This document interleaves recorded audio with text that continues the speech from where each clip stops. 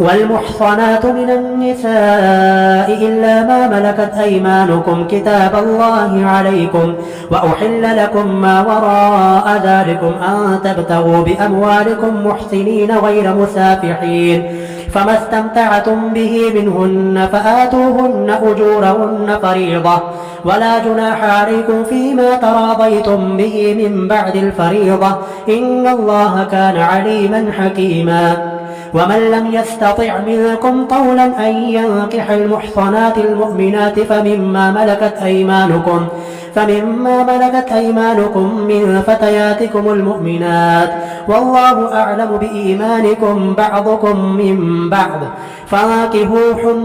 فانكحوهن بإذن أهلهن وآتوهن أجورهن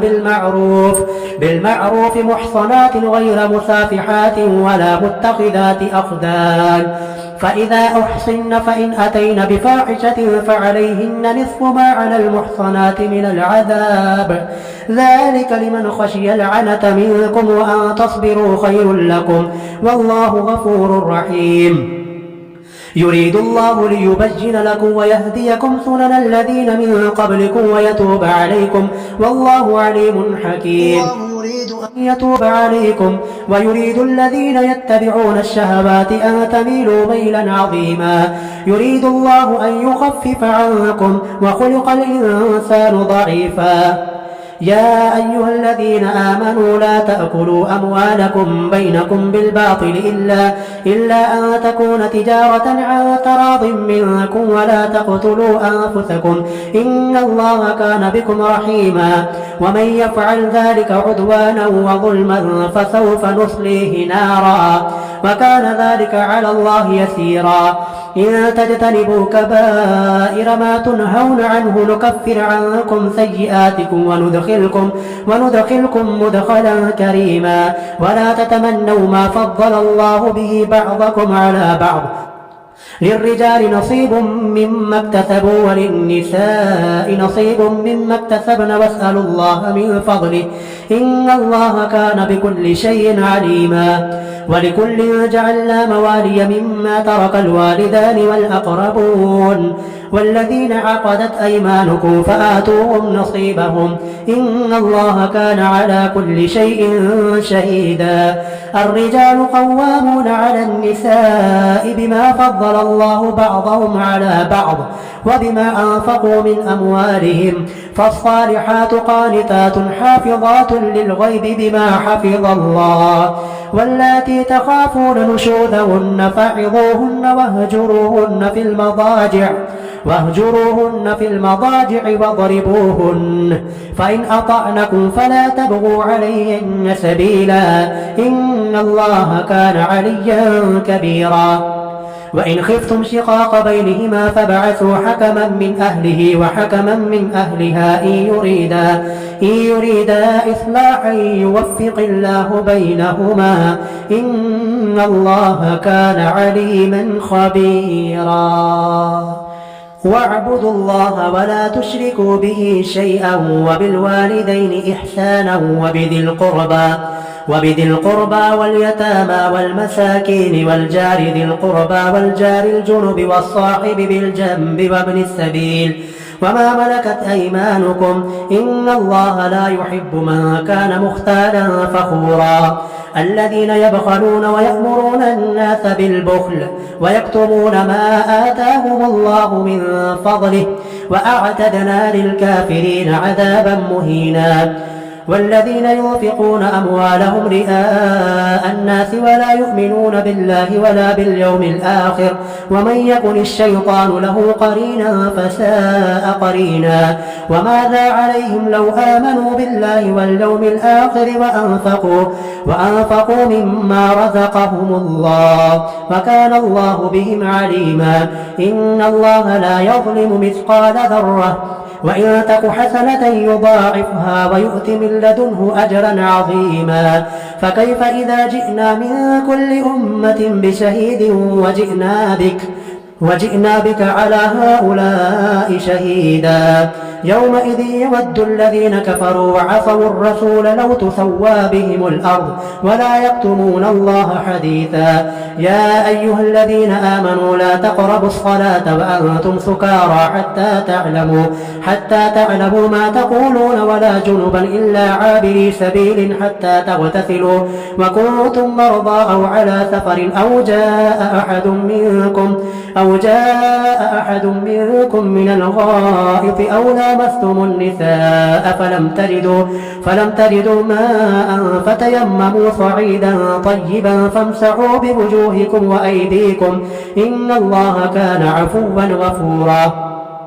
ألم تر إلى الذين أوتوا نصيبا من الكتاب يشترون الضلالة ويريدون أن تضلوا السبيل والله أعلم بأعدائكم وكفى بالله وليا وكفى بالله نصيرا من الذين هادوا يحرفون الكلم عن مواضعه ويقولون سمعنا وعصينا واسمع غير مسمع وراعنا لجا بألسنتهم وطعنا في الدين ولو أنهم قالوا سمعنا وأطعنا واسمع وانظرنا لكان خيرا لهم وأقوم ولكن لعنهم الله بكفرهم فلا يؤمنون إلا قليلا يا أيها الذين أوتوا الكتاب آمنوا بما نزلنا مصدقا لما معكم من قبل أن نطمس وجوها فنردها على أدبارها أو نلعنهم كما لعنا أصحاب السبت وكان أمر الله مفعولا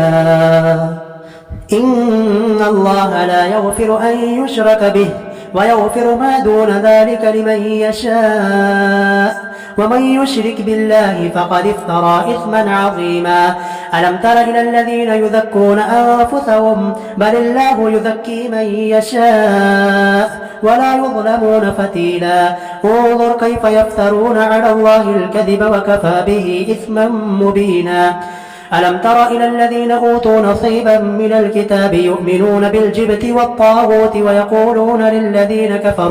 ويقولون للذين كفروا هؤلاء أهدى من الذين آمنوا سبيلا أولئك الذين لعنهم الله ومن يلعن الله فلن تجد له نصيرا أم لهم نصيب من الملك فإذا لا يؤتون الناس نقيرا أم يحسدون الناس على ما آتاهم الله من فضله فقد آتينا آل إبراهيم الكتاب والحكمة وآتيناهم ملكا عظيما فمنهم من آمن به ومنهم من صد عنه وكفى بجهنم سعيرا إن الذين كفروا بآياتنا سوف نصليهم نارا كلما نضجت جلودهم بدلناهم جلودا غيرها ليذوقوا العذاب إن الله كان عزيزا حكيما والذين آمنوا وعملوا الصالحات سندخلهم جنات تجري من تحتها الأنهار خالدين فيها أبدا لهم فيها أزواج مطهرة وندخلهم ظلا ظليلا إن الله يأمركم أن تؤدوا الأمانات إلى أهلها وإذا حكمتم بين الناس أن تحكموا بالعدل إن الله نعم ما يعظكم به إن الله كان سميعا بصيرا يا أيها الذين آمنوا أطيعوا الله وأطيعوا الرسول وأولي الأمر منكم فإن تنازعتم في شيء فردوه إلى الله والرسول إن كنتم تؤمنون بالله واليوم الآخر ذلك خير وأحسن تأويلا ألم تر إلى الذين يزعمون أنهم آمنوا بما أنزل إليك وما أنزل من قبلك يريدون أن يتحاكموا إلى الطاغوت وقد أمروا أن يكفروا به ويريد الشيطان أن يضلهم ضلالا بعيدا وإذا قيل لهم تعالوا إلى ما أنزل الله وإلى الرسول رأيت المنافقين يصدون عنك صدودا فكيف إذا أصابتهم مصيبة بما قدمت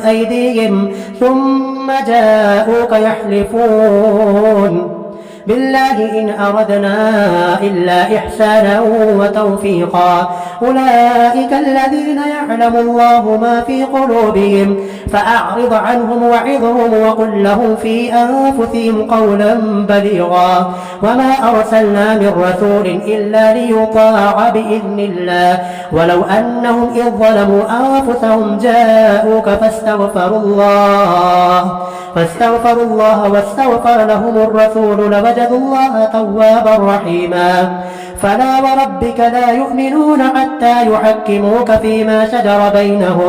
فيما شجر بينهم ثم لا يجدوا في أنفسهم حرجا مما قضيت ويسلموا تسليما ولو أنا كتبنا عليهم أن اقتلوا أنفسكم أو اخرجوا من دياركم ما فعلوه إلا قليل منهم ولو أنهم فعلوا ما يوعظون به لكان خيرا لهم وأشد تثبيتا وإذا لآتيناهم من لدنا أجرا عظيما ولهديناهم صراطا مستقيما ومن يطع الله والرسول فأولئك مع الذين أنعم الله عليهم من النبيين والصديقين والشهداء والصالحين وحسن أولئك رفيقا ذلك الفضل من الله وكفى بالله عليما يا أيها الذين آمنوا خذوا حذركم فانفروا ثبات أو انفروا جميعا وإن منكم لمن ليبطئن فإن أصابتكم مصيبة قال قد أنعم الله علي إذ لم أكن معهم شهيدا ولئن أصابكم فضل من الله ليقولن كأن لم تكن بينكم وبينه مودة يا ليتني كنت معهم فأفوز فوزا عظيما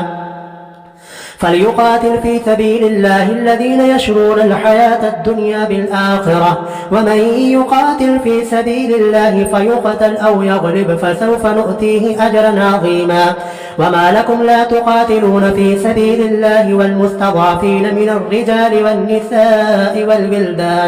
والبلدان الذين يقولون ربنا أخرجنا من هذه القرية الظالم أهلها واجعل لنا من لدنك وليا واجعل لنا من لدنك نصيرا الذين آمنوا يقاتلون في سبيل الله والذين كفروا يقاتلون في سبيل الطاغوت فقاتلوا أولياء الشيطان إن كيد الشيطان كان ضعيفا ألم تر إلى الذين قيل لهم كفوا أيديكم وأقيموا الصلاة وآتوا الزكاة فلما كتب عليهم القتال إذا فريق منهم يخشون الناس كخشية الله أو أشد خشية وقالوا ربنا لم كتبت علينا القتال لولا أخرتنا إلى أجل قريب قل متاع الدنيا قليل والآخرة خير لمن اتقى ولا تظلمون فتيلا أينما تكونوا يدرككم الموت ولو كنتم في بروج مشيدة وإن تصبهم حسنة يقولوا هذه من عند الله وإن تصبهم سيئة يقولوا هذه من عندك قل كل من عند الله فما لهؤلاء القوم لا يكادون يفقهون حديثا ما أصابك من حسنة فمن الله وما أصابك من سيئة فمن نفسك وأرسلناك للناس رسولا وكفى بالله شهيدا من يطع الرسول فقد أطاع الله ومن تولى فما أرسلناك عليهم حفيظا ويقولون طاعة فإذا برزوا من عندك بيت طائفة منهم غير الذي تقول والله يكتب ما يبجتون فأعرض عنهم وتوكل على الله وكفى بالله وكيلا أفلا يتدبرون القرآن ولو كان من عند غير الله لوجدوا فيه اختلافا كثيرا وإذا جاءهم أمر من الأمن أو الخوف أذاعوا به ولو ردوه إلى الرسول وإلى أولي الأمر منهم لعلمه الذين يستنبطونه منهم ولولا فضل الله عليكم ورحمته لاتبعتم الشيطان إلا قليلا فقاتل في سبيل الله لا تكلف إلا نفسك وحرض المؤمنين عسى الله أن يكف بأس الذين كفروا والله أشد بأسا وأشد تنكيلا من يشفع شفاعة حسنة يكن له نصيب منها ومن يشفع شفاعة سيئة يكن له كفل منها وكان الله على كل شيء مقيتا وإذا حييتم بتحية فحيوا بأحسن منها أو ردوها إن الله كان على كل شيء حسيبا الله لا إله إلا هو ليجمعنكم إلى يوم القيامة لا ريب فيه ومن أصدق من الله حديثا فما لكم في المنافقين فئتين والله أركسهم بما كسبوا أتريدون أن تهدوا من أضل الله ومن يضلل الله فلن تجد له سبيلا ودوا لو تكفرون كما كفروا فتكونون سواء فلا تتخذوا منهم أولياء حتى يهاجروا في سبيل الله فإن تولوا فخذوهم واقتلوهم حيث وجدتموهم ولا تتخذوا منهم وليا ولا نصيرا إلا الذين يصلون إلى قوم بينكم وبينهم ميثاق أو جاءوكم حصرت صدورهم أن يقاتلوكم أو يقاتلوا قومهم ولو شاء الله لسلطهم عليكم فلقاتلوكم فإن اعتذلوكم فلم يقاتلوكم وألقوا إليكم السلم فما جعل الله لكم عليهم سبيلا ستجدون آخرين يريدون أن يأمنوكم ويأمنوا قومهم كلما ردوا إلى الفتنة أركثوا فيها فإن لم يعتذلوكم ويلقوا إليكم السلم ويكفوا أيديهم فخذوهم واقتلوهم حيث ثقفتموهم وأولئكم جعلنا لكم عليهم سلطانا مبينا وما كان لمؤمن أن يقتل مؤمنا إلا خطأ ومن قتل مؤمنا خطأ فتحرير رقبة مؤمنة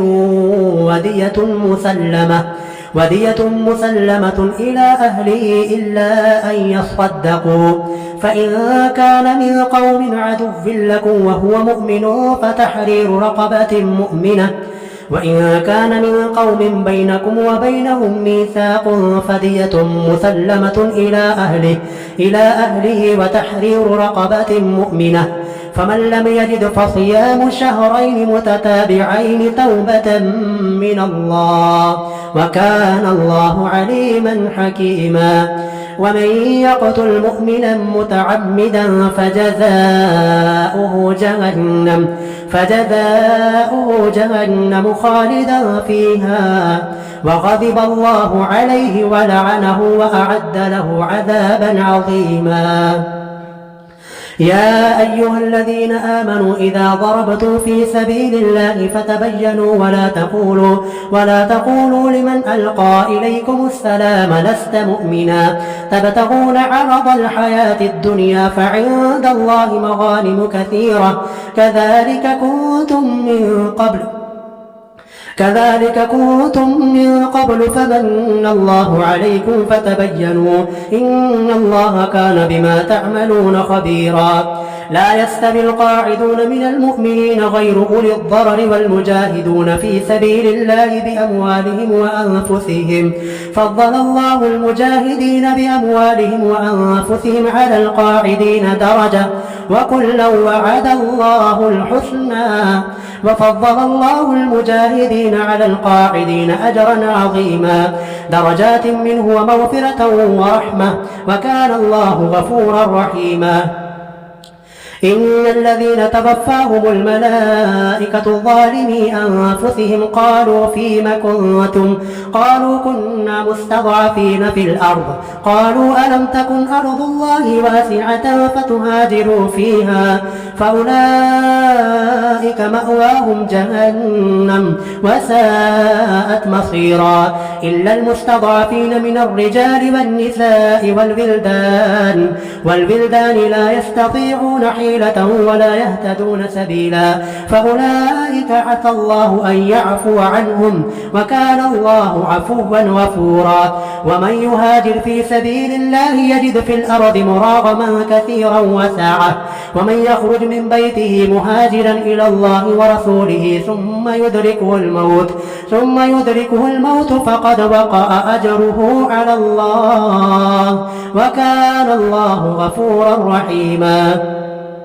وإذا ضربتم في الأرض فليس عليكم جناح أن تقصروا من الصلاة إن خفتم أن يفتنكم الذين كفروا إن الكافرين كانوا لكم عدوا مبينا وإذا كنت فيهم فأقمت لهم الصلاة فلتقم طائفة منهم معك وليأخذوا أسلحتهم فإذا سجدوا فليكونوا من ورائكم ولتأت طائفة أخرى لم يصلوا فليصلوا معك وليأخذوا حذرهم وأسلحتهم ود الذين كفروا لو تغفلون عن أسلحتكم وأمتعتكم فيميلون عليكم ميلة واحدة ولا جناح عليكم إن كان بكم أذى من مطر أو كنتم مرضى أن تضعوا أسلحتكم وخذوا حذركم إن الله أعد للكافرين عذابا مهينا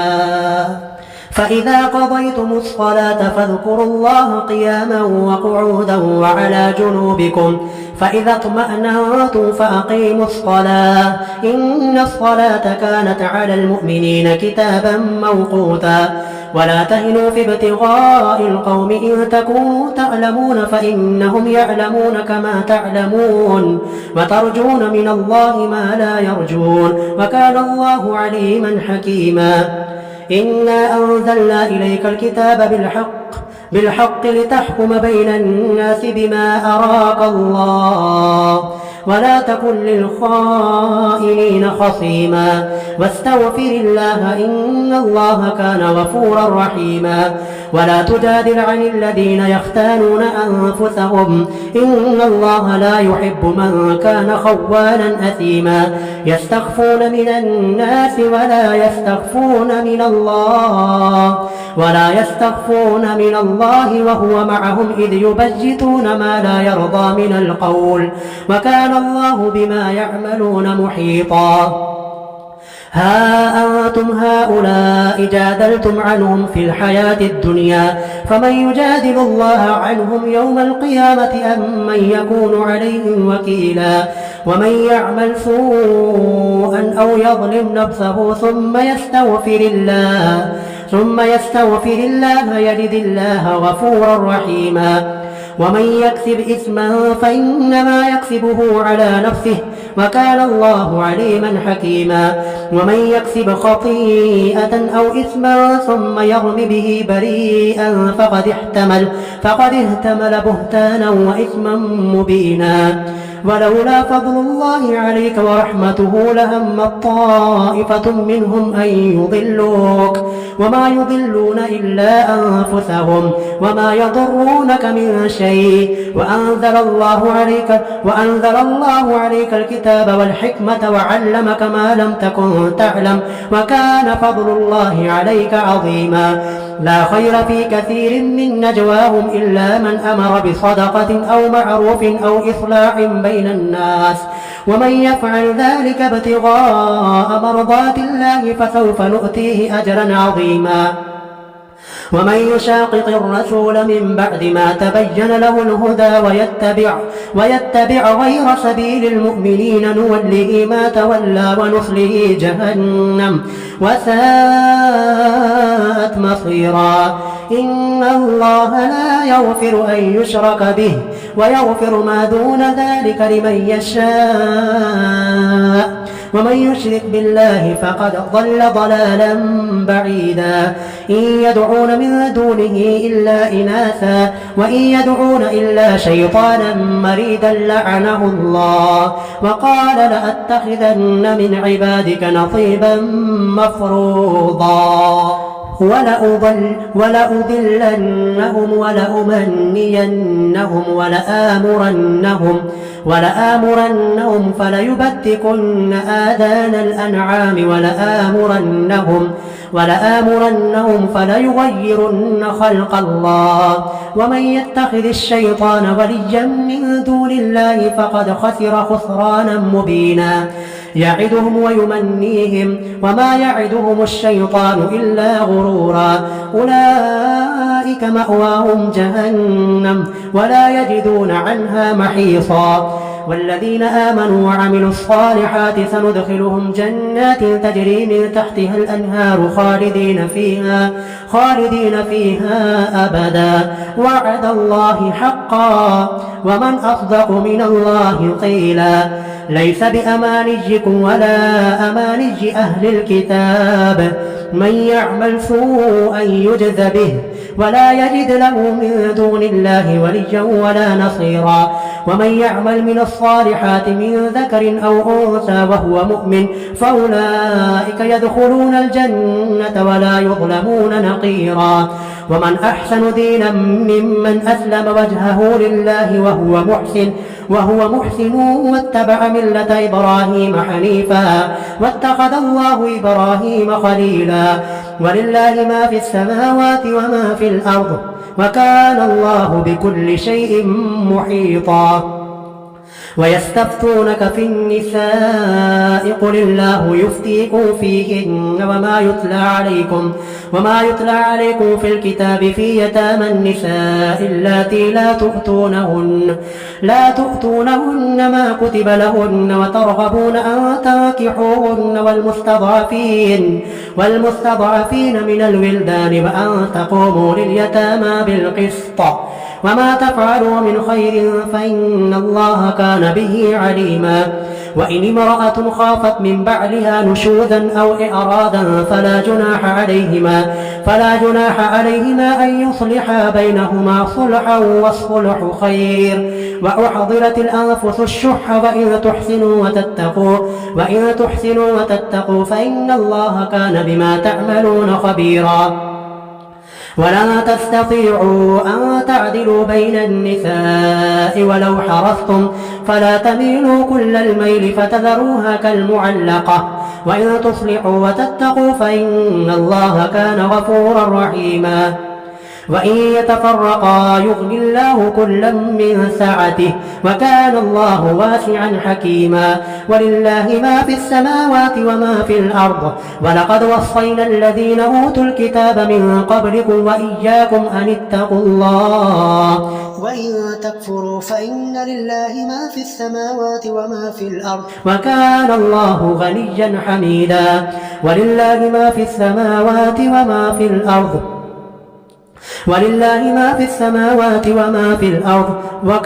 وكفى بالله وكيلا إن يشأ يذهبكم أيها الناس ويأتي بآخرين وكان الله على ذلك قديرا من كان يريد ثواب الدنيا فعند الله ثواب الدنيا والآخرة وكان الله سميعا بصيرا يا أيها الذين آمنوا كونوا قوامين بالقسط شهداء لله ولو على أنفسكم أو الوالدين والأقربين إن يكن غنيا أو فقيرا فالله أولى بهما فلا تتبعوا الهوى أن تعدلوا وإن تلووا أو تعرضوا فإن الله كان بما تعملون خبيرا يا أيها الذين آمنوا آمنوا بالله ورسوله والكتاب الذي نزل على رسوله والكتاب الذي أنزل من قبل ومن يكفر بالله وملائكته وكتبه ورسله واليوم الآخر فقد ضل ضلالا بعيدا إن الذين آمنوا ثم كفروا ثم آمنوا ثم كفروا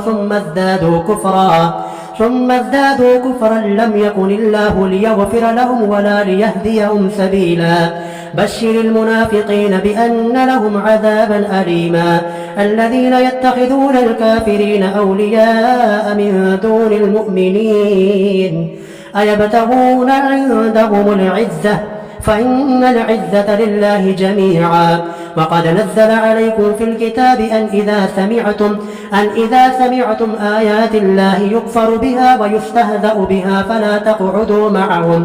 فلا تقعدوا معهم حتى يخوضوا في حديث غيره إنكم إذا مثلهم إن الله جامع المنافقين والكافرين في جهنم جميعا الذين يتربصون بكم فإن كان لكم فتح من الله قالوا ألم نكن معكم وإن كان للكافرين نصيب قالوا ألم نستحوذ عليكم ونمنعكم من المؤمنين فالله يحكم بينكم يوم القيامة ولن يجعل الله للكافرين على المؤمنين سبيلا